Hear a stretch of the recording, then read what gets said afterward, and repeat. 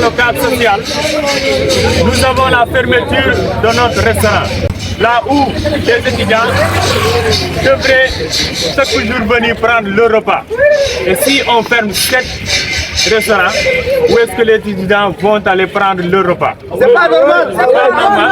C'est pas normal que l'administration ferme notre restaurant. On manque de wifi dans le social. Aujourd'hui, nous sommes dans un monde technologique. Si les étudiants ne font pas leur recherche normalement, comment ils feront pour continuer leurs études ici à Kolda? Il y a aussi un manque d'organisation. L'administration ne se préoccupe pas des étudiants. Dans le social, c'est l'un des plus grands problèmes majeurs.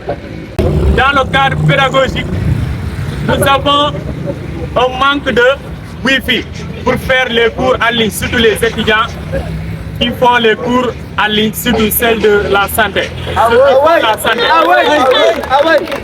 Ils ont un problème de Wi-Fi parce que pratiquement c'est eux qui font les cours en ligne. Okay. Le restaurant est fermé. Quelles sont les raisons?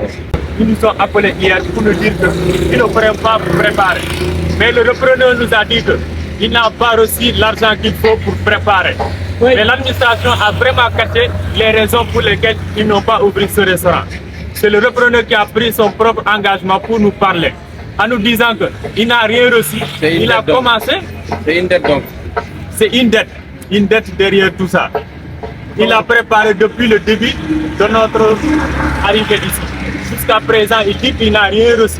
Donc l'administration doit se lever et lui remettre ce qu'il faut afin qu'il puisse nourrir ces étudiants-là. Parce qu'il se fatigue pour les étudiants qui sont ici à Kolda. Récemment, vous avez reçu une ambulance et vous parlez des problèmes en matière sanitaire. Où est l'ambulance? L'ambulance est au niveau du Crous. Quand on a un malade, l'ambulance doit quitter là-bas pour venir ici. Normalement, l'ambulance doit être auprès des étudiants. Comme ça, quand un étudiant tombe malade ou bien un étudiant a une crise, il puisse l'évacuer le plus rapidement possible. Mais l'ambulance est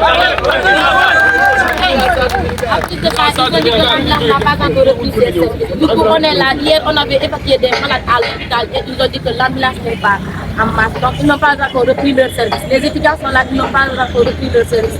On doit se débrouiller pour évacuer nos malades à l'hôpital. C'est pas normal. C'est pas normal.